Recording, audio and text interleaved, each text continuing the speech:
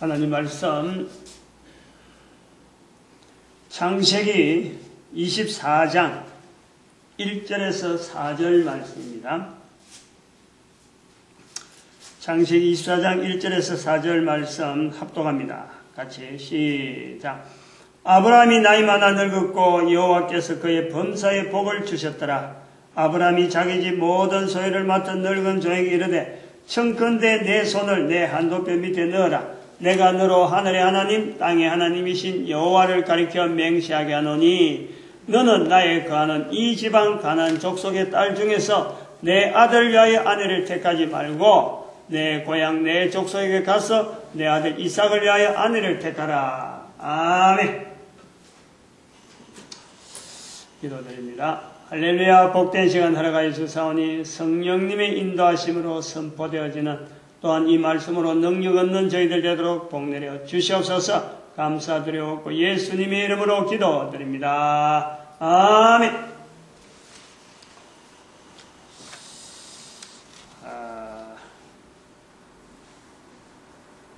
전도자 아브람 다섯 번째에 해당되는데요. 성경에 나오는 인물을 악한 인물로 나오는 대표적인 악한 인물로 나오는 바로스부터 시작해서 모든 인물이 다 전도자로 보겠다. 그런 취지입니다. 왜냐하면 성경이 전도서이기 때문에 그렇다.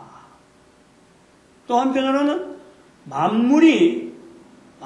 모든 만물이 다 전도물이니까, 전도용품이란 말이에요. 모든 것을 통하여 하나님의 계심을, 하나님과 인간의 관계를 다 전가하고 있단 말이에요. 그래서 어디 봐도 하나님을 인식할 수밖에 없는 환경이 다 있으니까 모든 것이 다 전도물이다. 성경은 읽으면 읽을수록 성경 속에서는 하나님께서 우리 인간에게, 모든 인간에게, 유대인뿐만 아니라 교회 다닌다는 이런 사람뿐만 아니라 교회 어떤 직분이나 있다 이런 거와 관계없이, 천주교 종교 관계없이 성경은 모든 사람이 읽어서 그 한 사람 한 사람에게 나타나시는 하나님을 인도하는, 보여주는 어떤 책으로서 전도서다 이렇게 보는 자세로, 왜 그러면 악한 바로와 같이 악한 모습으로 나오는 사람이 있고 원수와 같이 나오는 사람이 있느냐? 전도자로 불림을 받았는데, 주어져 있는데, 환경이 주어져 있는데 악하게 나오는 거예요. 그 악하게 사용하는 거예요. 인간이 그런 거지. 인간을 나타내는 거지. 내 모습을 나타내는 거란 말이에요. 모든 사람에게 다 하나님은 전도자로서 이 땅에 보냈는데 본인이 그것도 했어요. 마다한단 말이에요. 마다. 그 모습을 우리는 성경에서 전도자의 모습의 사람을 보는 거죠. 특별히 아브라함을 통해서 나타내려고 하는 것은, 아브라함부터 이제 전도자라는 이름을 우리가 10월 마지막 주부터 이제 이걸 했는데, 아브라함을 특별히 이렇게 하는 이유는 아브라함의 위치 때문에. 신약 성경에 제일 먼저 나오는 것이 이름이 아브라함이고, 이스라엘 백성들이 지금도 1945년에 독립돼가지고 아브라함을 조상으로 하고 있다. 그러면 그 수천 년, 적어도 1945년, 2000년이니까 지금 2012년 지금이에요. 2000년 전에 기록되어진 성경의 맨 앞에 아브라함이 나오고, 그보다 더 앞에 2000년 가버리면 바로 아브라함이 실제 인물이 나온단 말이에요. 한 4000년간에 걸쳐있는 이 한 사람의 이름 아브라함이 성경의 위치에도 그렇고 현재적으로도 한 민족이 지금 떠받들고 있으니까, 하나님은 성경이 기록할 때 전도자로 기록해놨는데, 성령님 역사로 전도자로 나타나기를 바라면서 기록해놨는데, 이것이 자칫 잘못하고 세월이 지나면 지날수록 아브라함의 위치가 하나님 앞에 전도자가 아니고 한 사람의 조상, 아주 큰 조상으로서 어떤 무상화될 우려가 있다. 이대로 놔두면은 아브라함이라는 자리가 1945년에 이스라엘의 해방, 이스라엘 독립이 선포된 이래로 더욱더 이것이 전 세계 사람들에게 부각되어지는 인물로 나타난단 말이에요. 성경에 기록한 성령님의 의도하고는 전혀 다른 의도로 아브라함 이름이 우상화되어 가고 있다는 거예요.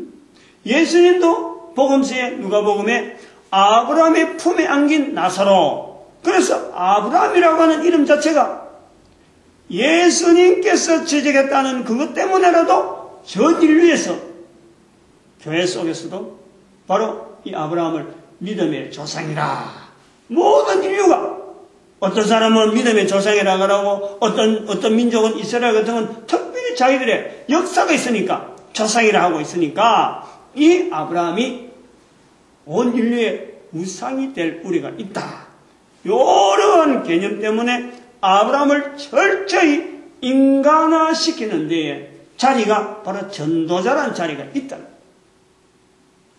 바로도 위험하지만은 위험한 바로의 모습, 참 악한 모습으로 나오는 바로도 우리가 경계해야 되지만은 실제로 알고 보면 이 아브라함과 같은 사람이 우리 주변에 막 등장하고 이렇게 높여지는 그것도 우리가 조심을 시켜야 될 부분이 성경에 등장하는 가장 어떤 중요한 자리에 있다고 하는 이 아브라함조차 전도자라는 말이에요.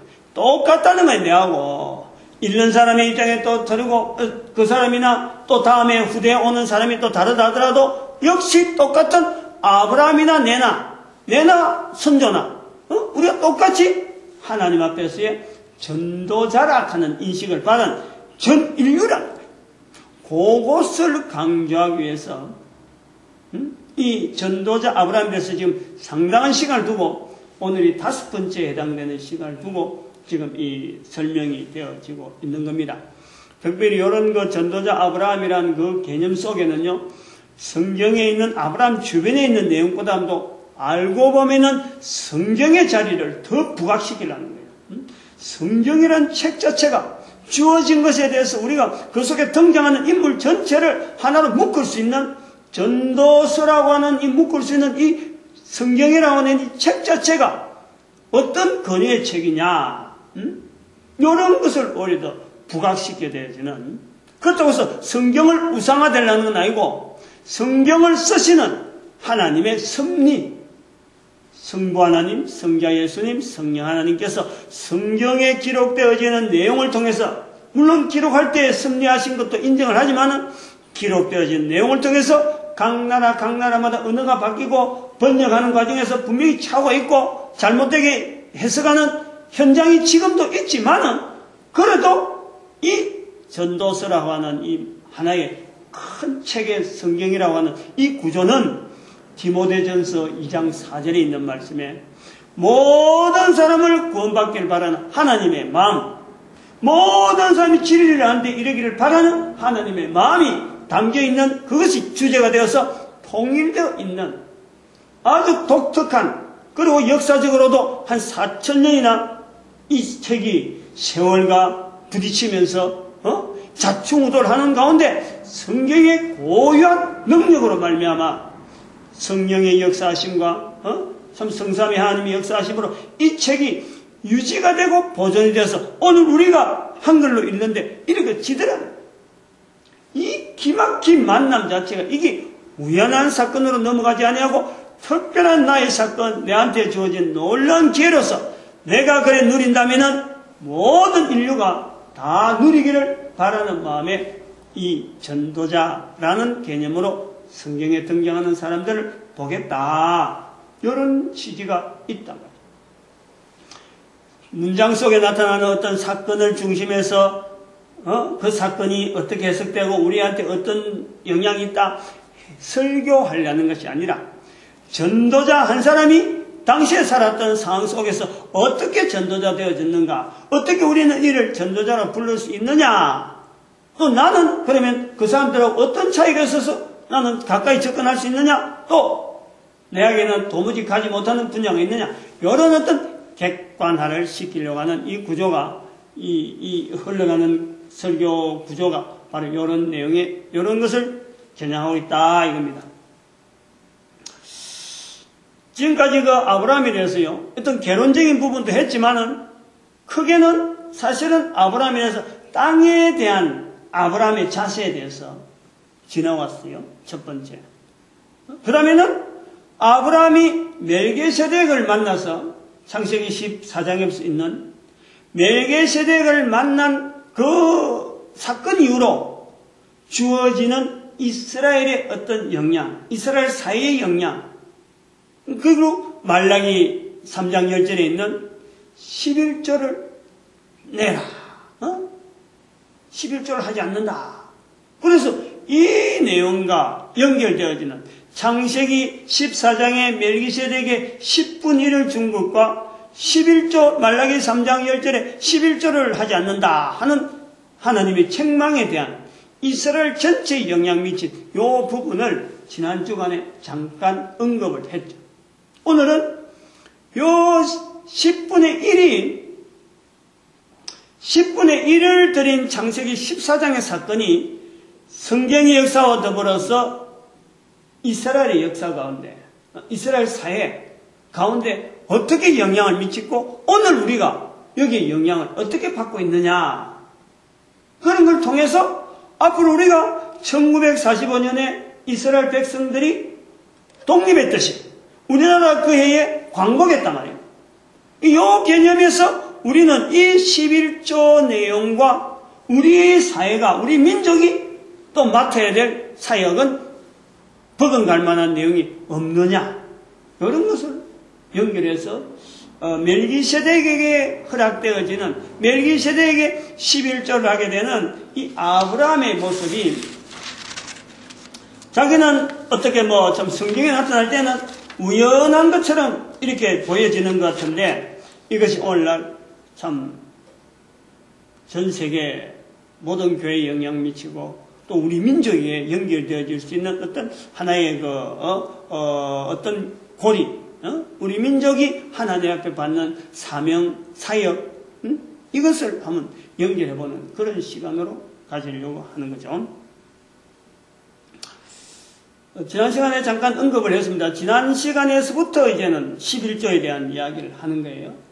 오늘은 이 11조라고 하는 이 내용이 지난번에도 잠깐 했습니다만은 아브라함 시대에서의 그 11조 개념, 그리고 모세 이후의 11조 개념, 모세가 지나서 이스라엘 사회 전체가 말라기 시대에 들어왔고 말라기 선지자가 있을 때 그때의 11조 개념, 이 개념이 바꿔지고 있다. 이런 것을 우리는 좀 찾아볼 거라고요.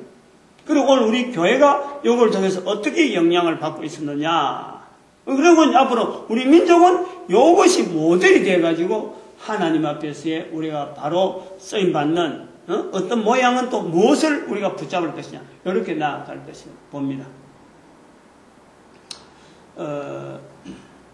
지난번에도 좀 말씀했지만 이 10분 1이라 창세기에서 나타날 때는 10분 1로 나옵니다. 10분 1. 창세기 오늘 14장, 오늘 창세기 14장에 있는 그 14장 20절에 너희 대적을 내 손에 붙이신 지극히 높으신 하나님을 찬송할지로다. 아브라함이 그 얻은 것에서 10분 1을 멜기세덱에 주었더라. 멜기세덱에 떼어주는 이 10분 1은 아브라함에게 있어서 독특하게 아브라함만 했던 건 아니라는 것을 지난 시간에 분명히 이야기했습니다. 이 10분 1은. 그래서 나중에 이것이 아브라함에게는 분명히 이 사건 자체에서 나름대로의 어떤 영향은 받았겠죠. 영향은 받았어요. 멜기세덱에게 띠줬다. 띠준 것인데 나중에 야곱이 창세기 28장 22절인가요? 그거 나오는 말씀에 보면은 자기가 잠자다가 깨가지고 사닥다리를 보면서 서원하기를 하나님 앞에 내가 잘 돌아오면은, 고향에 잘 돌아오면은 내가 10분 1을 드리겠습니다. 10분 10분 1이에요. 10분 1. 요걸 우리가 잘 알아요. 창세기에서 나타나는 11조는 표현이 10분 1입니다. 10분 1. 물론 뭐 그것을 10분 1이나 뭐 11조나 뭐 같은 것이 아니냐라고 할지 모르지만 표현이 다르다는 거지. 일단 창세기에서는 그래요. 그래서 그것은 아브라함 시대에 개념적으로 열 손가락 나눠놓고 열 손가락 중에서 수학이 발달 안 되고 셈본이 발달 안 되고 산수적인 이런 분할이 발달 안 될 적에 어떤 물건을 나눠놓고 열 손가락 딱 찍어가지고 분별해버려요. 분별하는 거단 말이에요. 그 분별하는 과정에 열 손가락이 아마 해당이 되겠죠. 그 중에서 엄지손가락에 해당되는 오른쪽 엄지손가락, 이게 10분 1이에요. 10분 1. 오른쪽 엄지가락에 해당되는 이 부분을 신에게 드리는 당시에 관습이 있었지 않겠느냐. 10분 1이라는 것은 곧 하나님, 신에게 드리는 자기가 어떤 신앙하는 인간 외적인 존재에 자기가 드릴 수 있는 어떤 헌물, 그것이 개념이라. 그런데 그것을 아브라함은 그런 자세를 가지고 어찌 보면은 늘 하나님 앞에 제사로 불을 태한다든지 뭐 이런 행위를 했겠죠. 하다가 멜기세덱이 나와가지고 특별히 전쟁하고 돌아오는 자기에게 나름대로 이거에 심시 피곤하고 나름대로 감사하는 마음이 있었는데 하나님에 대한 이름으로 축복을 하고 대대로 대적에 대해서 대적에 위해서 승리할 수 있는 그런 축복을 하니까 하나님의 이름으로 버금하는 그에게 자기가 신에게 드리려고 하는 그 헌물을 드린 거예요. 제사 드릴 때 어차피 제물 드릴 게다 생각하는데 아무래도 제사 드리면 다 드리진 않죠. 일부만 드리겠지. 구분해서 제사 드릴 무구만 하는데 10분의 1은 얻은 것의 10분의 1은 아마 제사 드린 것보다 양이 훨씬 많았겠죠. 근데 그것을 드렸다는 거죠. 요것이 어떻게 보면은 나름대로의 11조라고 하는 말라기 3장 10절에 있는 그 어떤 맥이 통하는 내용이 아닌가 이렇게 보고 있는 거예요. 관습 속에 이미 주어져 있는 건데 이것을 하나의 멜기세덱이라고 하는 이 제사장을 만나서 거기다가 표현한 거야. 사람 앞에 표현했다는 거죠.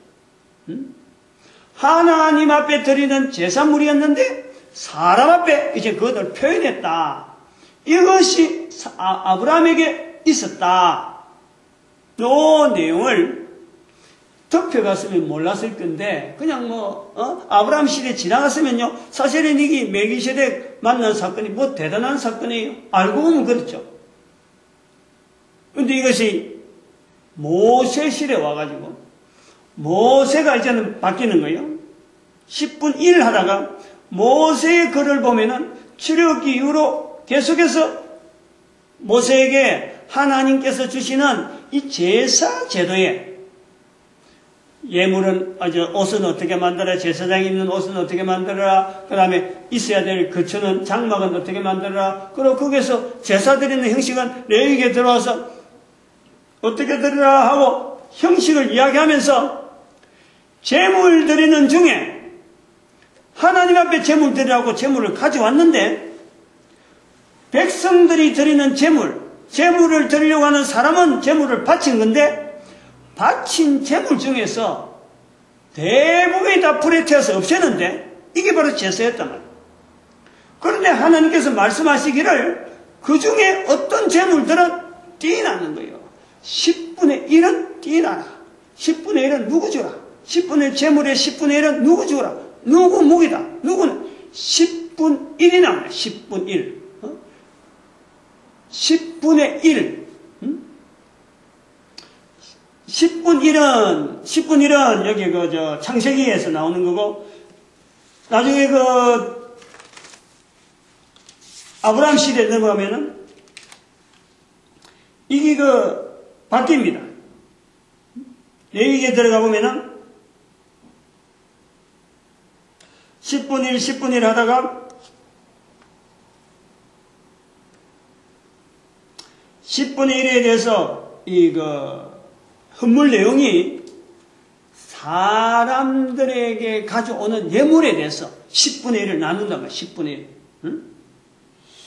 이 에바 10분의 1, 에바 10분의 1, 고운가루 에바 10분의 1. 그래서 소재물에 들어가는 고운가루 에바 10분의 1, 또 가난해서 이미 믿지 못하면 수양 하나 가져오면서 고운가루 에바 10분의 1, 10분의 1이라는 개념을 어떤 사람들이 드릴 수 있는 엄지손가락이라 하는 이런 개념이 아니고, 엄지손가락이 드리는 어떤 자기가 정하는 게 아니고, 자기가 드릴 예물 중에서, 안 그러면 자기가 살아가는 삶에서의 일부를 어떤 예물이 될 만한 내용을 자기도 만질 수 있는 거, 그 중에서 가지고 있는 중에서 잣대를 가지고 에바 10분의 1, 에바 10분의 1, 즉 잣대를 대는 어떤 그릇에 담아서 여기다 10분의 1이라는 숫자가 나오는 거예요. 숫자가.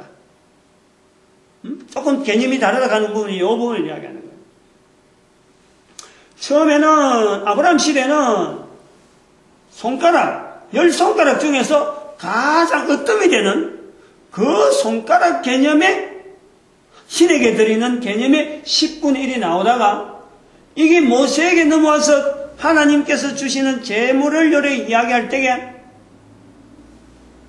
사람들이 드릴 수 있는 제물을 모든 사람들이 다 제물을 드리라. 그리고 하나님 앞에 10분의 1을 드리라. 이런 개념이 요구가 되는 거예요. 그런데 그것이 하나의 대박이라는 어떤 대박 그릇, 에바라고 하는 그릇, 이것이 우리가 볼 때는 대박이라 할 수도 있는 거예요. 어떤 그릇, 용기에 10분 1 전체를 채워서 그어서 균등을 해갖고 10분 1이란 말이에요. 그러니까 사람들이 청량을 할 수 있다는 거예요. 청량이 되어진 숫자를 갖고 10가지 중에서 10 중에서 어떤 그릇에 10 중에서 그릇 전체를 열로 보고 그 중에서 하나, 그러니까 10분 1 자로 재는 청량할 수 있는 단위로 이것이 개념으로 바뀌어지는 거예요. 모세 시대에 요 개념이 에바 10분의 1로 바꿔지면서 나중에는 제물을 드리는 일부 중에서 제사장 목으로 주고 제사장 목으로 띠주고 누구 목으로 띠주고 제사장들이 가지고 있는 또 10분의 1 중에서 또 가진 목 중에서 또 10분의 1은 대제사장에게 주고 이런 10분의 1의 개념을 가지고 제사 제도에 운영하는데 어떤 틀을 잡는 것을 모세가 본단 말이죠. 이것이 모세에게서 하나의 자극이 되어가지고 아브라함 시대에 있었던 멜기세덱에게 주었던 그 10분의 1을 성경에 분명히 자리를 두어졌지 않았느냐. 그래서 창세기에 14장에 있는 멜기세덱과의 만남을 모세가 자료로 해서 어떻게 자리를 잡아 나온 것이 않겠느냐. 10분의 1을 설명하려고 말라기에 나오는 11조를 설명하려고 한 것이 아니고 모세가 하나님께 명령을 받으면서 10분의 1, 10분의 1이라는 개념을 잡고 나오는데 이 10분의 1이 도대체 자기들의 선조라고 할 수 있는 아브라함 시대에 어떤 자료하고 연결되었을까 자료를 정리하는 중에 기록되어지는 자료를 정리하면서 보다 보니까 멜기세덱을 만난 사건이 있었다. 거기서 10분의 1을 드린 사건이 있으니까 기록이 있으니까 그 기록을 창세기 14장에 삽입했지 않겠느냐. 넣을 수밖에 없는 이야기 줄거리가 나오니까 아마 그래서 강조가 됐을 것이다. 이렇게 본단 말이에요. 그러나 이런 것을 통해서 하나의 11조라고 하는 우리가 지금 누리고 있는 우리가 알고 있는 11조의 어떤 이 흐름을 우리는 본다는 거죠. 처음의 시작은 하나님을 인정하는 분명한 모든 사람들의 그 공유되어 있는 가장 으뜸이 되어지는 그 예물을 하나님에게 드린 것인데 이게 멜기세덱을 통해서 하나님에게 드리는 것이 사람에게 드리는 것으로 바꿔지는 이런 형태로 되어지는 그 개념 자체가 바꿔지는 하나의 아브라함의 어떤 모습을 보고 야곱은 창세기 28장에 그 당시 관습으로 늘 해오던 대로 10분의 1은 하나님께, 신에게 드리는 거다. 자기가 섬길 신에게 자기가 섬기는 신이다 하는 그 고백으로 11조 드리는 어떤 관계가 11조 개념이 있었다라는 것을 우리가 본단 말이에요. 근데 이 내용이 이스라엘 사회가 역사가 계속 진행되면서 발전이 되어진다고 보는 거죠. 발전이. 성전 중심으로 살던 이스라엘 백성들, 모세 시대 때 장막 생활을 했다. 장막 생활을 하면서 나중에 다윗 시대에 하나님 앞에 참 성전 짓는 엄청난 은혜를 자기가 체험하게 되고 성전 지을 수 있는 재물을 다 준비해놨는데 그 성전 지을 수 있는 재물들을 준비하는 그 자세가 결국에는 하나님에게 드리는 11조적인 그 자세로 성전에서 수송되는 수많은 사람들의 그 어떤 위치, 살아갈 수 있는 환경, 다른 지파들은 12지파 중에서 한 지파 두 가지 나눠가고 13지파 되어서 12지파는 전부 다 땅이 있어서 거기서 나오는 곡식을 다 먹는데 레위 지파는 먹을 것이 없는 거예요. 생업이 없는 거예요. 그런데 이 제사 제도에서 나오는 11조를 통해서 10의 1조, 10분의 1을 통해서 저들에게 먹을 것이 들어간다. 먹을 것이 공급된다. 민수기, 레위기에서는 10분의 1, 10분의 1 하다가 민수기에 들어가면 민수기 18장부터 나오는데 이스라엘의 11조를 레위 자손에게 주어 11조로 언어가 바뀌는 거예요. 이렇게 언어가 바뀐다는 것은 10분의 1이라 하는 이 개념 자체에 하나님에게 드리는 제물 자체가 아브라함을 통해서 멜기세덱에게 제사장에게 주는 제물로 대체가 되어지는 것을 하나님께서 허락되어지는 사건으로 받아들이고 인간이 드린 예물, 그런데 사람들이 하나님에게 드린다고 예물을 가져왔는데 하나님께서 벌써 모세로부터 주어지는 이 말씀이 거기서 10분의 1을 띄서 누구 주라, 10분의 1을 띄서 누구 주라 할 때에 후대에서 받아볼 때 11조라 하는 하나의 약속이 약속. 10분 1은 인간 자의에 의해서 신과의 계약에 의해서 내가 이 신을 하나님으로 섬기겠다 하고 할 때 엄지손가락을 보여주고 엄지손가락을 통해서 주어지는 것을 신에게 드린 거라 그러면은 11조는 이거는 사람들의 생활 속에서 하나의 약속이야. 이거는 드려야 되는 거다. 이거는 바쳐야 되는 거다. 일종의 세금 형태이라 세금 형태. 조세란 말이야. 조세. 우리가 개념을 바꿔지는 것을 우리가 염두에 두는 거예요. 그런데 이런 것이 유대인들의 이스라엘 백성들의 성전 중심으로서 레위 지파가 있어야 제사장이 유지되니까 제사장의 존속, 즉 다시면 성전 중심의 어떤 단합된 한 민족을 유지하는 데에 아주 중요한 어떤 기능이 있다. 이것이 사회적으로 영향을 미친다. 이스라엘 사회가 성전에 일하는 레위인들에게서 이 11조를 통해서 저들이 먹고 살아야 된다. 이제는 하나의 11조가 조세 형태로 간단 말이에요. 조세 형태로. 세금 형태로 간다. 모든 사람들에게 세금을 부과하는 어떤 근거가 이 11조의 흐름에서 발전되었다 그럴까, 변형되었다 그럴까, 파생되었다 볼 수 있는 그런 개념을 우리는 볼 수 있다. 그래서 예수님 시대에 성전에 드릴 성전세가 있는 거예요. 성전세. 이제는 그건 11조 외에 다른 거는 이제 파송돼가지고 자꾸 걷어들이는 어떤 거에 항목을 붙인 거죠.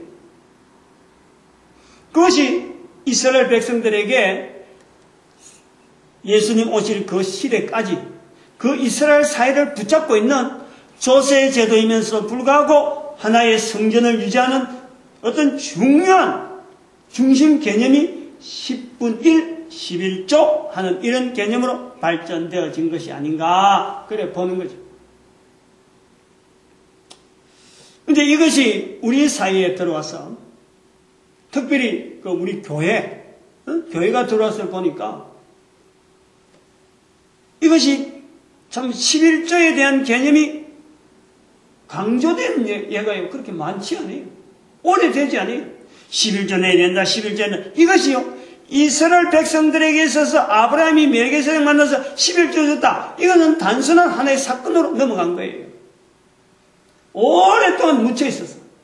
그런데 이것이 아주 유별나게 부각된 것은 1517년 이후로, 소위 말하면 종교개혁이라고 하는 그 사건 이후로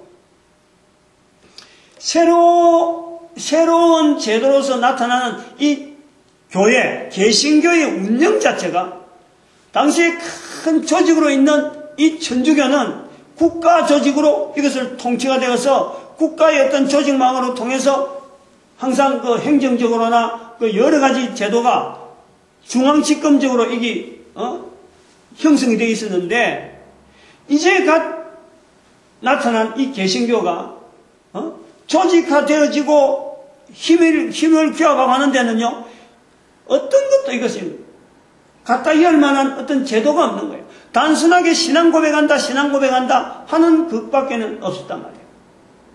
그런데 여기에서 11조라 하는 이 부분에서 개신교가 이걸 지향을 했죠.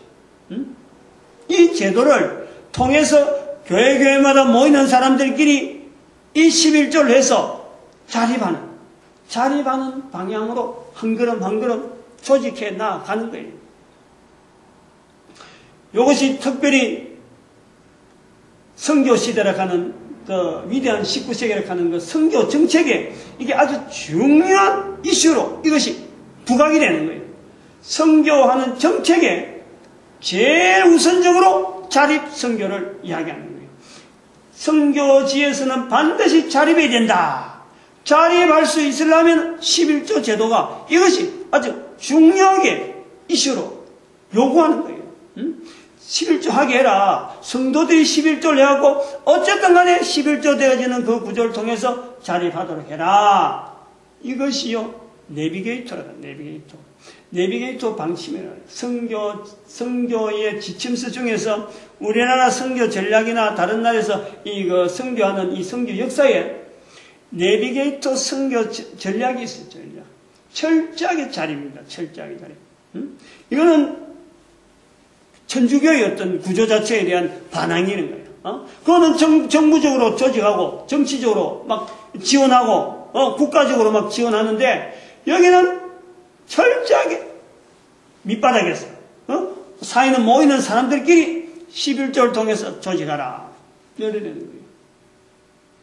그런데 그 결과가 100년이 지난 지금에, 초창기 100년 전에는 천주교의 입장에, 천주교하는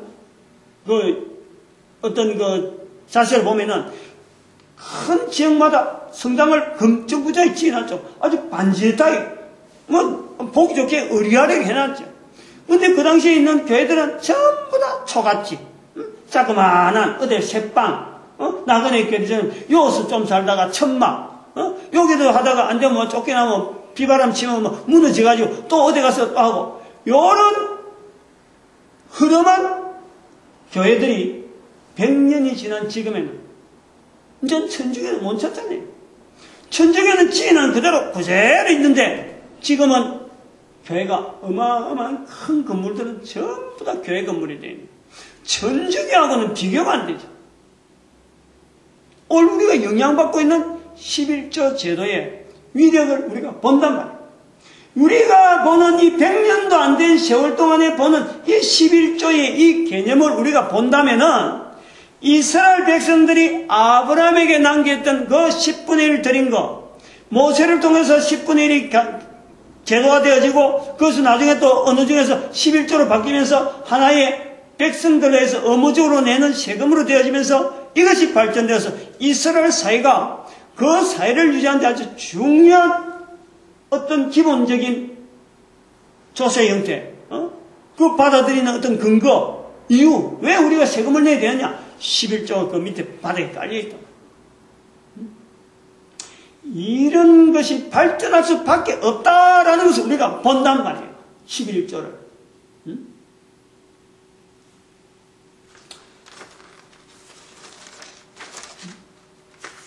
간단한 그런 11조에 대한 이 변천을 이렇게 설명을 합니다만은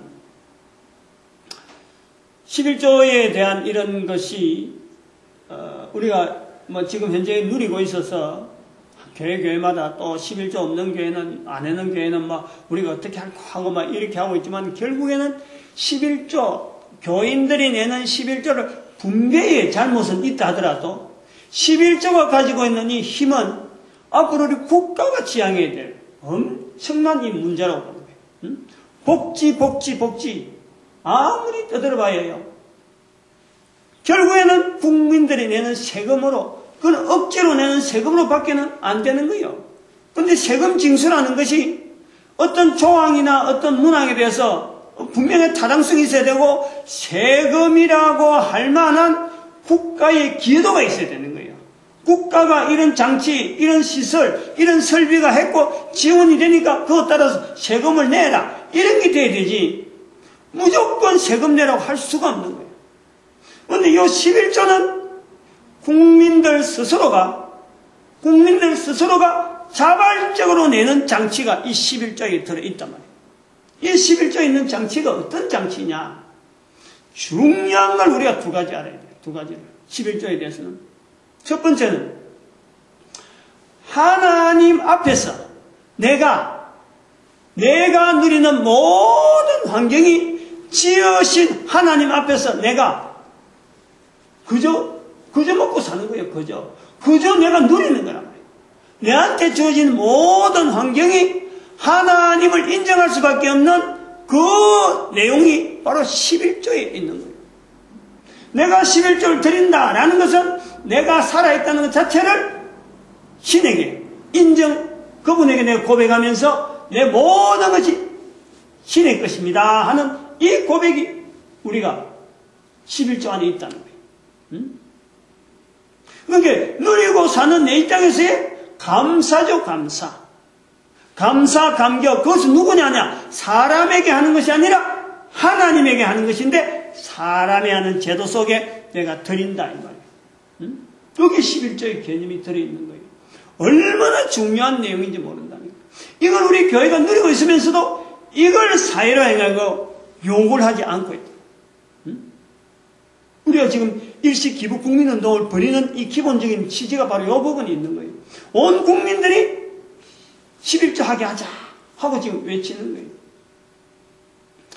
두 번째 11조에 대한 또 중요한 내용은 내가 가진 자로서 지금 11조를 할 만한 형편이 된다는 것은 가난한 자에게도 에바 10분의 1을 요구하는 하나님의 섭리는 아무리 가난해도 자기보다 더 가난한 자가 있다 이거예요.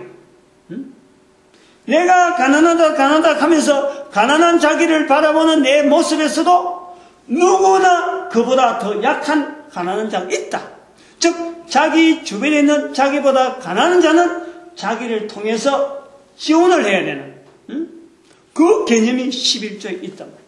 그게 우리 사회가 이렇게 있는데 국가에 내는 세금 때문에 우리가 복지 혜택을 누려서 되는 게 누리자 하고 세금 내는 것이 아니고 내가 있는 내 주변에 있는 데서 나를 중심해서 나를 만드신 하나님께서 나에게 책임을 준 거예요. 약한 자를 돌볼 수 있는 능력이 내한테 있으므로 내가 11조를 할 수 있는 사람인 거예요.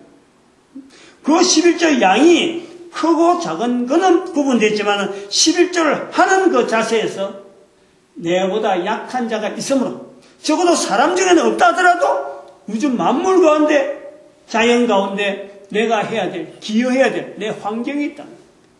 이것이요 10분의 1의 11조의 정신이야. 두 가지 정신이야. 그 정신의 중요한 것은 바로 만드신 하나님 앞에 감사하는 피조물된 인간의 자세가 있는 거예요. 이런 제도가 이스라엘 사이에 있었기 때문에 1945년에 이스라엘 민족의 해방이 주어진 것이다 보는 거예요. 2000년 동안 보이지 않던 이 민족이 어떻게 해서 자기들끼리 뭉쳐야 되겠다고 그렇게 자기들끼리 찾고 해서 어느 날 나라가 덤벙 세워지느냐. 이것은 자기들만의 요구되어지는 그 사이에 아주 독특한 그 끈끈한 유대관계가 있지 않느냐. 그 유대관계를 뭐라고 하겠느냐. 11조라고 말할 수가 있다는 거예요. 말라기 3장 10절은 바로 그것을 우리에게 알려주는 거예요. 11조 내끼라는 것이. 하나님의 것이라. 하나님이 그로 드리기로 작정하는 이 자세. 이스라엘 백성들에게 어떤 감격, 그에 대한 감사, 그에 대한 어떤 이스라엘 백성들의 이스라엘 사회의 제도에 대한 어떤 튼튼한 자리. 그것이 눈에는 안 보였지만 다른 국가, 제국이라든지 나라라든지 건설해서 나가는 사람들이 안 보였는데 이스라엘 사회 전체에서 보이지 않는 끈으로 서로 간에 연결되어 있었다. 그러니까 2000년 동안 나라가 없어도 나라를 세우잖아요. 그러면 우리가 국가적인 입장을 볼 때 복지 아무리 외치는 것보다는 자국 내에 있는 이 나라 백성들이 욕을 해보겠다고 자발적인 이런 작업이 되면요. 국가 정책이 아무리 어설프고 서툴러도요. 국민들이 흩어지지 않는다는 거예요. 국민들이 땅이 없어서 흩어지더라도 결국에는 땅만 조금만 생기면 조그만 바닥만 손바닥만 하면 모인다는 거지. 이게 얼마나 국가 정책에서요. 따라가야 될 제도인지를 우리가 한번 살펴보는 거예요. 이 11조 제도의 중요한 것이 감사. 한 번도 아니고 두 번도 아니고 세 번도 아니고 이 감사에 대한 중심이요. 내가 11조 할 수 있다는 것만 해도요. 이게 감사가 나오는 거예요. 특히나 내가 11조를 하는데 하나님이 받으시는 재물이 되어지는 것이 바로 11조라. 얼마나 중요한지 몰라요. 사람에게 하는 건데 이게 하나님께서 받으신다는 거예요. 어마어마하게 중요한 이 제도가 개신교를 통해서 1517년을 통해서 선교 정책을 통해서 하나의 얻어진 불과 그래 봐봐야 200년 정도밖에 이게 제도가 되어지고 이것이 꼭 필요하다 하고 막 강조되는 것은 200년 정도밖에 안 되고 특히 우리나라 같은 경우는 1960년대부터 교회마다 부흥하면서 11조를 얼마나 강조했어요. 나중에 11조 때문에 시험 든 사람이 없잖아. 있지만은 그러나 11조 제도가 주는 근본적인 이 제도의 힘이 하나님 앞에서 인간이 감사하는 것이 기본이 되어 있기 때문에 이거는요 힘이 있다. 이것은 하면은 바로 능력이 주어지고 변화가 주어지고 환경이 달라지는 놀라운 제도가 국가마다 시행하고 해볼 수 있는 우리끼리 하고 특허낸 사람이 아무도 없어. 아브라함이 벌써 성경에서 해가지고 이스라엘 백성들이 제도화시킨 역사가 있고 그 흔적이 지금 1945년에 이스라엘 백성들이 나타냈다. 그러니까 모든 국가가 다 해봐도 아무도 이거 특허낸 거니까 못한다 하지 않고 오히려 해라 하고 이거는 근거할 수 있는 어마어마한 제도네. 이 제도를 우리나라 우리 한민족이 받아들이자라고 하면서 우리가 일식기부운동을 벌였단 말이에요. 그래서 이 11조에 대한 이 자세를 제가 이래 하면서 11조를 드리는 것에 대해서 하나님이 보시는 그 어떤 11조를 말라기 3장 10절에 내 창고에 11조를 들여 창고를 넘치게 하면서 너희가 하늘에 있는 창고를 열어서 복 주지 않는가 봐라 하고 하나님께서 이렇게 강력하게 11조를 요구하시는 그 하나님의 마음을 어떻게 표현할까 제가 좀 나름대로 고민을 했는데 그런데 말이요 뜻밖에도 지난주에 이 설교를 해야 되겠다 하고 이제 준비를 하는데 지난 주간에 고민을 제가 했잖아요. 어떻게 하나님께서 11조 받으시는 것에 대해서 이게 좀 기뻐하는 이 모습이 내가 좀 체험이 되는가 하고 이렇게 고민을 하는데 내가 생각지 않았는데 이걸 느낀 거예요. 지난 금요일날 제가 깜짝 놀랐죠. 응?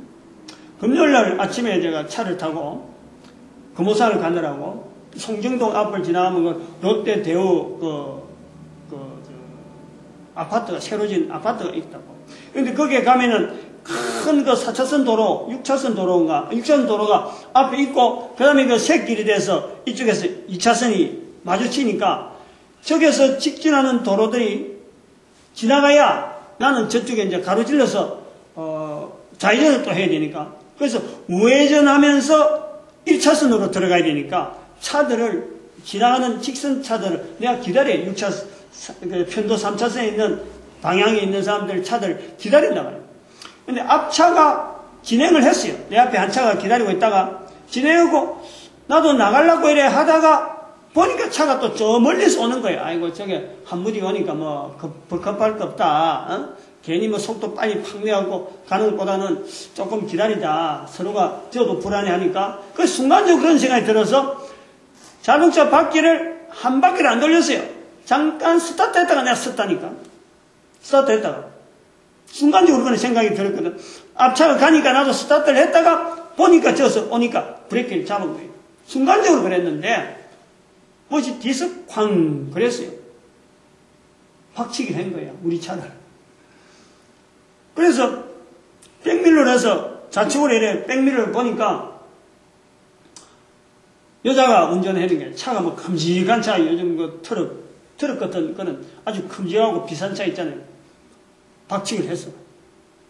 근데 뒤에서 보통 박치기를 하면은 앞에 있는 사람 목에 이상이 있습니다. 벌써 목에 충격이 탁 가는 거예요. 왜냐면 멍하니 있다가 뒤에서 팡 박으면요 목이 삐끗해진다고. 가만히 있는 몸에다가 몸은 앞에 가려고 하고 머리는 딱 서가 있기 때문에 옆으로 팍 삐끗한다고 해요. 거의 대부분 그래요. 아무리 살박치게도요 방심해가 있으면 그래 된다는 거예요. 근데 내가 분명히 박았구나. 내 차가 소리 났으니까 박았구나. 차가 옆에 차 뒤차가 삐지게 하더만은 옆으로 조금 삐지게 나왔고 움직이지 않고 있는 거야. 그 백미를 보니까 이거 박았는데 근데 나는 아무 느낌이 없는 거야. 이상하다. 내한테 아무 느낌이 없나? 별로 뭐 아무 일이 없는가 보다 하고는 이제 사실은 뒤차가 내려가지고 상황을 보고 내한테 와서 잘못했다고 하면은 나는 그냥 갈락했어요. 뭐 별일 없는 거 깨진 거 내가 봐도 깨진 것도 없는데 내가 느낌도 없으니까 갈락했는데 안 내리고 있더라고. 안 내리고 전화를 막 이래 하고 있는 거야. 그래서 내가 사이드를 땡기고 내렸어요. 내려서 보니까 자동차 그 바퀴가 뒷밤바에 내 차 뒷밤바를 이렇게 비스듬하게 이제 방향을 틀다가 아마 그 부딪히는 거예요. 그리고 백미러 그 차의 백미러가 내 차를 이렇게 끌었더라고. 조금이라도 탁 끌어놨더라고. 내가 보니 순간적으로 별거 아니야. 그래 차를 한번 쑥 돌려보고 뒤차가 막 지금 쫙 출근길이니까 막 8시 조금 넘었으니까 얼마나 매일 있어요. 그래서 이 사람들 바쁜데 내가 빨리 비켜줘야 되는데 차도 뭐 큰 사고도 아니고 그래서 그 아줌마 보고 이제 그때는 내가 가니 내리더라고. 가시라고. 응? 큰 거 아니니까 그럼 내 차 뭐 이거 나중에 닦으면 되고 뭐 이 정도 기스 같은 거는 괜찮다고 막. 그러고 내가 왔어요. 주차장에 오면서 계속 생각하는 거야. 이제 금호선 주차장 오면서 이 아침에 그 바쁜데 박치기 한번 해갖고도 내가 아무 괜찮고 오면서 계속 뭔가 목이 이상이 나고 아무리 봐도 괜찮고 해서 그래 박치기해도 아무 있으니까 참 좋다. 참 어려운 일 없이 잘 뭐 해결돼서 좋다. 또 그 사람한테 내가 축복을 했다. 차에 내리면서 순간적으로 오늘 그 사람 참 그 정도 해서 다행이지 참 그 사람도 복 있는 사람이다 하고 축복을 하고 내가 차문에서 이제 주차를 하기 위해서 내렸단 말이에요. 내렸는데 느닷없이 그 운전수가 아까 그 차 운전수가 여자분이 내 차 옆으로 쑥 다가오더만은 아이고 고맙다고 나 따라올 줄 몰랐지. 자기 따라온 거예요. 내가 깜짝 놀랐지. 아니 여기 따라왔느냐고. 자기가 미안해가지고 감을 사과를 이렇게 비닐 싸가지고 미안하다면서 내 사과 드립니다 하면서 또 사과를 비닐 싸고 사과 드리니까 아이고 내가 그걸 보니까요 내가 오히려 고마운 거예요. 아니 사과하려 여기까지 안 와도 되는데 내가 간첩도 가르쳤는데 자기는 그게 고마워가지고 끝까지 오더라고. 와서까지 주차한 데가 뒤따라온 거 아니에요. 그 아침에 그 바쁜데 응? 그 갈 길이 바쁠 텐데 그것까지 일부러 와갖고 사과하니까 내가 오히려 고마워가지고 내가 옆 손으로 이래 어깨를 이래 감쌌죠. 내가 너무 감사하다. 응? 내가 너무 감사한 거예요. 너무 고마운 거예요. 그 사람은 사과를 주는데 나는 오히려 감사하다고 감을 찾는 거예요. 감이 없지. 있으면 내가 찾아줬을 텐데. 그래갖고 보냈는데, 이제 이걸 보고 있던 그 매표소의 사람이 보고 있더라고. 아침에 웬 목사님이 늘 보니까 오늘 좀 일찍 왔습니다고 돈을 받아왔으니까 보고도 뭡니까 하고 이제 이래 내한테 왔더라고. 그래서 내가 너무 고마워가지고 이 사과를 주고 갔는데 내가 이런 일 때문에 사과를 받았다. 내가 너무 고맙다. 이 사과 내가 못 먹겠다. 당신 먹으라고 하고 내가 그 사과를 그 사람한테 주고 갔어. 부산에 맛있어 보이더라고. 좀 큼직하게. 근데 내가 그 사과를요, 내가 못 먹겠더라고. 딱 받아가지고 그 사람 가고 난 뒤에 사과를 챙겼는데, 이거 내가 먹을 게 아니라 이거는 다른 사람 줘야 돼. 너무 귀한 거야, 한마디로. 응? 그래서 마침 그 매표소의 사람이 오니까 내가, 남자분이, 아침에 좀 일찍 와고 들어올 때 돈을 받아가더라고. 그래갖고 보이면, 자기도 보이면 내 차가 시커먼 좀 오른쪽 왼쪽 그 뒷부분에 시커먼 묻어있어도 기스 조금 나도 그 정도는 우리 차 정도 수준에서는 막 넘어가겠다. 아마 이렇게 반 거지. 저거 닦으면 되겠네요. 이래 하더라고. 그게요 너무 감격해가지고 내가 나중에 차를 타고 금호산 올라오면서 또 오늘따라 그날따라 또 앞에서 가는 사람이 산에 올라간 사람이 내하고 보조가 같더라고. 그 사람한테 또 이야기해 주는 거야. 내가 오늘, 주차장까지 따라와서 감사하는 사람이 있더라고. 이런 그 세상에 말이지. 이 바쁜 때에 어떻게 왔느냐고. 내가 너무 고맙더라. 제가 이제 그렇게 이야기를 하고 올라왔는데, 혼자서 가만히 생각을 하는 거야, 산에 가면서.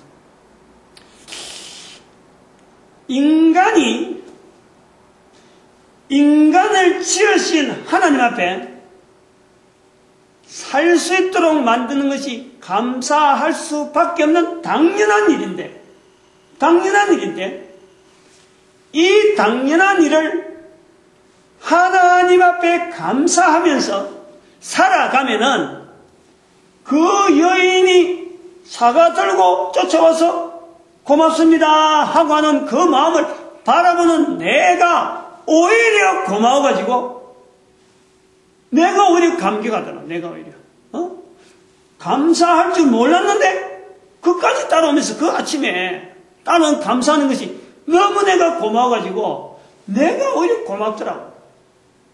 11조는요 말라기에서 나오는 3장 10절에 있는 11조를 드리라 하는 것은 하나님이 뭔가 부족한 것이 아니에요. 11조를 드림으로 해서 그 사회가 얼마나 튼튼한지, 그 개인이 얼마나 단단한지, 하나님께서 주시는 그 복이, 그 능력이 어떻게 누려지는지를 누리는 하나님의 감격을 하나님이 뭔가 지금 주고 싶어서, 하나님이 뭔가 지금 쏟아주려고 하는 어떤 그 제스처라며, 제스처. 감사하는 그 모습 앞에, 감사하면서 표현하는 그 11조 드리는 그 모습에서 하나님이 감격해가지고 뭔가를 막 드리려고 하는, 그것을 11조를 바쳐라 하고 요구하는 거라고. 좀 그렇게 탁 정리가 돼서 그 아침에 너무너무 귀하다 싶어요. 그래서 제가 이 내용을 앞으로 동영상에 나오기 때문에 그 사람이나 앞으로 그런 관계된 사람이 보게 되면은 그날의 만남이 결코 이게 우연한 일이 아닌 거예요. 내가 지난주일에 설교를 11조에 대해서 이번 주 끝내고 다음 주 한 주 또 연속해야 되겠다. 지난주 너무 짧았다. 다 못해갖고 해야 되겠다 하고 했는데 이것이 하나의 예화가 되고 그 될 줄은 저도 몰랐어요. 저도 몰랐죠. 그래서 그 사람한테도 기념이 되어지고 이 11조 정신에 아주 중요한 요소라고 보는 거예요. 부족해서 요구하시는 게 아니라는 거예요. 감사하는 그 모습에 더 감격해서 반응하는 하나님의 섭리를 누리게 하려고 하는 그 제도가 11조 제도라는 거예요. 이 제도를 우리 대한민국이 하자 하는 마음을 두고 있는데 이제 여기 해야 돼, 지금. 이제 여기서 11조제는 그럼 이스라엘 백성 했다. 했잖아요. 그럼 우리 민족이 해야 될 11조의 버금가는 11조는 지금 전 세계에 이미 했단 말이에요. 이미 제도가 되어서 나라마다 따면은 하기만 하면은 되는 거예요. 모델이 있으니까. 이스라엘은 역사가 있고 성경에는 제도가 있고 그래가지고 발걸음에 대해서 제가 지금 강조를 하고 이 분명히 있단 말이에요. 그럼 우리 민족이 이스라엘 민족과 다른 독특한 어떤 자리가 있는데 우리 민족이 전 세계 사람들에게 남길 만한 11조의 버금갈 만한 제도가 뭐가 있을까? 이제 그거를 제가 오늘 이야기하려단 말이에요. 모세는 아브라함은 우연히 멜기세덱에게 드린 그 10분 1이 이스라엘 자식 전체를 11조라고 하는 이 사회로 조상이 한 건데 그것이 나중에 제도가 돼가지고 말라기 선지자까지 그러고 이스라엘 백성들이 1945년에 다시 나라를 회복하는데 이 근간이 되어지는 그런 사건으로 있어서 11조라는 것이 있다 그러면은 그리고 이것이 연유가 되어서 이런 사회를 유지하기 위해서 금융을 관리하다 보니까 재물을 관리하다 보니까 지금 전 세계 유대인들이 금융계를 장악하고 있잖아요. 장악하고 있잖아요. 그러면은 예수 그리스도께서 보시는 시점에서는 이스라엘 백성들에게는 하나의 이제는 사역이 끝나는 거예요. 요 사역, 즉 땅에서 이루어지는 이 사역에서는 이스라엘 백성에게는 마지막에 주어진 거예요. 해야 될 일이 끝난 거란 말이에요. 그러면 우리 민족에게 이스라엘 민족이 미치 못한 전도자로서 전 세계 사람들에게 예수 그리스도 오실 것에 대한 준비하는 우리 민족에는 이스라엘 민족이 다 하고 난 이 찌꺼리를 갖고 우리가 가는 건 아니란 말이에요. 새로운 것에 대한 우리가 제도를 전 세계 사람들에게 나타내야 되는데 뭐가 있느냐? 그거 비교해 보려고 연결하는 거예요. 이것이 11월 1일이잖아. 오늘이 11월 18이고 11월 1일 아버지 저희 선친의 기일이었어요. 소천하고 난 뒤 11월 1일날 소천되기 때문에 내가 그걸 안 잊어버리고 계속해서 그날 되면 고향에 가서 경남 진주시 일반석 면에 있죠. 상촌부락인가? 그게 상촌부락이라 상촌이었다. 상촌부락 일반석면 상촌부락 그거 있는데 진양군으로 들어가는지 모르겠는데 그 갔단 말이에요. 가서 이제 우리 전사님하고 저하고 둘이서 예배를 드리면서 슬프면서 예배 드리면서 이야기하는 거예요. 아버지에 대해서 여러 지금 낙고람이니까 낙고람에 문을 열어놨고 이제 문 닫고 그 아버지 유골함만 빼내가지고 그 앞에 상석에다 얹어놔갖고 지금 예배를 드린단 말이에요. 밑에서 둘이서 가을 날씨 좋은 날씨 그런데 보면서 하는 말이 그거예요. 옛날에 장모님은 살아계실 적에 십자가 비석을 해달라고 해가지고 했는데 그래서 비석을 해놓으니까 다른 거하고 좀 차별해서 좋더라. 근데 이 많은 유골함 중에서 아버지의 유골함은 다른 사람하고 좀 다르게 했으면 좋겠다. 왜냐하면 여러 유골함이 있지만은 다른 사람들은 뭐 그런 표시를 안 했는데 아버지는 우리 선친은 우리 대화하고 하나님의 나라에 대한 소망을 가지고 소천한 사람이다. 소천한 사람을 다시 오실 부활 때를 기다리는 사람인데 똑같이 나이 안 됐다. 그 내가 다르게 했으면 좋겠다 그랬는데 전도사님이 듣더만은 거기다가 하면 유골함에다가 빨간색으로 십자가 표시하면 되겠네요. 이 말이 턱 나왔단 말이에요. 그 내가 번쩍인 거예요. 그래 하면 되겠네. 그러면 다른 사람들이 이 유골함은 두고 다른 사람들이 보니까 문 열었을 때마다 보니까 이거 참 좋겠다. 그럼 거기다가 부활에 대한 글씨를 좀 넣어놓으면 좋겠다. 그래가지고 이야기 되다가 그러면 당장 어머니가 또 순위가 이제 빠르니까 아직 살아계시지만은 어머니에 해당되는 유골함을 빈 유골함을 가져왔어요. 가져와서 어떻게 글씨를 엮고 글씨 엮는 방법 어떻게 하면 여기에 글씨 넣고 이게 오랫동안 보관되는 방법이 뭘까? 스크린 인쇄를 해야 되느냐? 안 그러면 뭐 스카치 테이프로 붙여야 되느냐? 뭐 이런 생각을 별별 이야기를 해가다가 이게 발전이 되는 거예요. 발전이.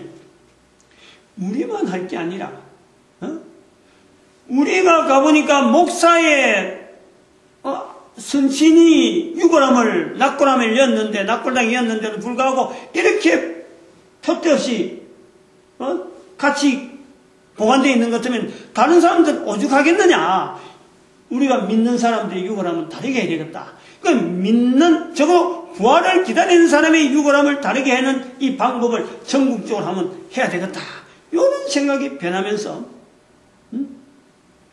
이럴 것이 아니라 이미 죽은 사람에게조차 이거 낙골함은 이 유골함은 계속 봉하게 되니까 비록 소천에 대한 분명한 아니면 비록 부활에 대한 소망이 없이 죽었다 하더라도 그 자손에게는 있도록 하기 위해서 낙골함에다가 전부 다 부활에 대한 소망을 엮는 인쇄 작업을 해주는 게 어떤 이렇게 발전되어지는 거예요. 그러다가 제가요 금요일날 갔다 왔고 그 생각을 계속하고 금요일 저녁을 보내잖아요. 토요일날도 하루 종일 그 생각하고 어떻게 하면 낙골함이 하나의 전도용품이 되어서 예수 그리스도의 부활을 알리는 이 내용이 되어질까 하고 온종일 고민하다 보니까 설교 준비가 안 되더라고. 설교를 내가 못하겠더라고. 준비를 못하겠더라고. 그 생각이 확 해갖고 막 다른 생각이 들어갈 데가 없는 거예요. 마치 콘크리트 벽에 주먹 치는 것과 같이 다른 어떤 내용 자체가 안 들어가는 거예요. 어떻게 하면 낙골함을 가지고 예수 그리스도의 부활에 증거되어지는 전도용품으로 삼을까? 요것만 했는 거예요. 결국 지난주일, 그 지난주일이죠. 11월 1일이 있던 다음 주, 그 주간에 1일, 2일, 3일, 4일, 4일 주일이에요. 4일 주일. 설교를 못한 거 아니에요. 그 앞주에 있는 설교를 그냥 영상을 통해서 은혜 받고는 설교를 하지 못했어요. 그 내용이 너무 짙어가고 계속 막 하여튼 머리가 안 돌아가니까 다른 쪽으로는 생각이 안 되는 거예요. 그래서 한편으로는 야 이거 전도용품이 하나 탄생하려고 하는가 보다 하고 막 기대를 하면서도 어떻게 목사가 가만히 앉아있으면서 멀쩡하면서 설교를 진행 못한 거 아니에요. 그러니까 마음으로는 한편으로는 이런 초유의 사건이 있을 수 있나 하는데 여기에 버금갈 만한 어떤 뭔가 열매가 그냥 단순하게 전도용품, 유골함, 낙골함, 전도용품 하나 만드는 것 같다 생각했는데 주일을 지나가면서 제가 하나를 바꾸는 게 있어요. 금요일날 토요일날 하면서 그 낙골함을 만드는 그 자기 만드는 저 이천에 전화를 해갖고 그거 보내라. 뭐 관계되는 유골함 만드는 거 그거 좀 보내라 하고 해놨더만 이게 주일날 그에게 생각을 잔뜩 하고 월요일날 자료가 따왔는데 자료를 받아보니까 단순하게 이래가 될 게 아니라 단순하게 전도용품으로 볼 게 아니라 낙골함을 가지고 영구 보존하는 국가적인 시스템을 만들어야겠다. 요게 들어요. 즉 낙골함 영구 보존 관리소를 지자체 단위마다 하나씩 만들어서 이게 교회가 하나의 부활절 행사를 그어서 할 수 있을 정도로 지역의 문화재 만들어야 되겠다. 문화재 형태로 만들어. 그래서 지금 선산이라고 가지고 있어서 묘지를 갖고 있으면서 자기들의 그 어떤 문중산이라고 가지고 있는 그런 것들은 전부 다 기부하게 만들어가지고 강제적으로 기부하게 만들어가지고 그 기부하는 걸 기금으로 하고 또 지원받고 그 낙골함 관리하는 거기다가 미리 신청받아갖고 지원받고 해서 지역사회가 하나의 낙골함 전체를 계속 보관하는 거예요. 그 보관을 기독교, 개신교에서 주장하게 나오고 또 우리 홈페이지에서 우리 사이트에서 계속해서 이것을 관리되는 사항을 계속해서 사람들한테 담당자한테 해당되는 사람들한테 알려주고 자손들이 두고두고 그걸 낙골함의 사항을 어디에 있고 상황이 어떻고 누가 왔다 갔고 이게 관리가 어떻게 되겠다 이것을 인터넷이 되어지는 이상은 항상 확인해 볼 수 있는 이런 낙고람 관리소를 만드는 그런 걸 통해서 언제까지 하느냐? 예수님 오신다. 부활의 주에 대한 준비를 우리 민족이 준비하자. 요 내용이 이제 들어가는 거예요. 그래서 낙고람 연구관리소 이런 제목으로 지금 자료를 말이죠. 책으로 이번에 책 준비하는데 책에다 연 거예요. 그거 자료 책 준비하는데 책에 글 쓰는 것만 해도 일주일이 걸렸어요. 일주일. 아이디어 나와가지고 아이디어를 가지고 책으로 정리해 나오는 그것만 해도 일주일이 걸렸어요. 그게 책이 자꾸 자료가 막 엉뚱한 내용이 들어와서 지금 결국 이제 어제 이 책이 완전히 이제 하나의 틀로 이제 거의 책으로 나올 수 있는 내용은 이제 거의 끝난 정도로 이제는 좀 가필하고 조금씩 첨가하는 정도로 해갖고 아마 이번 주 말이나 되면은 이번 주 목요일 날은 책을 인쇄소 보낼 생각인데 또 어떻게 될지 모르겠어요. 어지간한 거 소재 있어. 이제는 안 움직일 거라. 밀어붙여야 돼. 시기적으로 지금 자꾸 밀리니까. 이런 상황으로 왔다. 낙고람 연구관리소라고 하는 이 소재가 단순하게 시작되어지는 그냥 선친의 길에 가서 부활을 준비해야 될 낙고남인데 썩혀 있는 것이 마음에 걸려서 말 한마디 꺼내가지고 이것이 발전되어서 인도되어지는 이 하나님의 섭리가 결국에는 알고 보니까 우리 민족이 예수 그리스도를 준비하는 이 낙고람 연구관리소를 준비하다 보면 낙고람이 필요 없는 나라가 없다는 거예요. 11조 제도가 필요하지 않는 복지제도로서 받아들일 수 있는 이 11조를 필요하지 않는 나라가 없듯이 낙고람을 관리하는 이것을 필요하지 않는 나라가 없는 거예요. 왜냐하면 다 죽으니까. 죽는 조상에 대한 표현을 다들 예절해하고 있고 다들 아쉬워하고 있는데 이 낙고람이 주는 의미를 모르는 거예요. 그런데 예수 그리스도 부활을 딱 연결해보면은 이것처럼 적합한 내용이 어디 있느냐 말이에요. 예수 그리스도 부활을 알리는 우리 국민적인 어떤 사명, 우리 국가가 해야 될 하나의 다른 나라가 따라와야 되는 국가적인 전도국가로서 이거는 너무나 적당하지 않는가.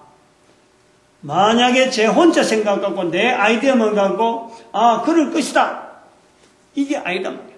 왜냐하면 예수 그리스도 오시는 이 부활에 분명한 우리가 실체를 가지고 준비시키는 거 아니에요. 봐라, 우리 민족은 지금 이렇게 해서 부활을 준비하는 민족이다. 뭐 갖고 증거하겠어요? 죽은 시신을 갖고 우리는 증거하는데 시신의 어떤 여러 가지 남겨진 잔유물 가지고 예수 그리스도 부활에 대한 분명한 표징을 할 수 있는, 그리고 전 인류가 따라올 수 있는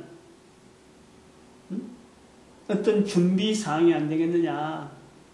그래서 그것을 저는 열처녀 어떤 자세로서 준비하는, 열처녀 기름 없는 등불, 기름 있는 등불, 등 준비하는 다섯 처녀의 슬기로움과 지혜로움.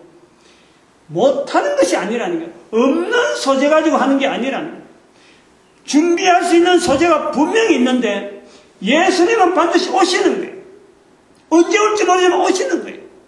근데 그 언제 올지 모른다고 해서 그냥 막연하게 올 거다라는 것이 아니고 우리는 내 시신을 가지고 준비하는 거예요. 내가 죽더라도 오실 예수 그리스도를 맞이하는 내 자세로서 보여주는 거예요. 그것이 후대의 자손들에게 두고두고 모아질 수 있는, 관리될 수 있는 이런 그 시신, 이 낙고람, 이것이요 제도, 사회제도에서요 어두운 부분을 얼마나 양성화시키는지 몰라요. 어두운 부분을 없애버리고 밝은 쪽으로 선산하는데 그 형제들끼리 나중에 싸움, 토지 싸움 하게 되죠. 그 다음 무덤을 아무데나 막 하게 되죠. 공동묘지가 지금 공동묘지가 곳곳 세워져가지고 말이야. 산 하나가 지금 완전히 없어져야 되는 그런 파이죠. 응?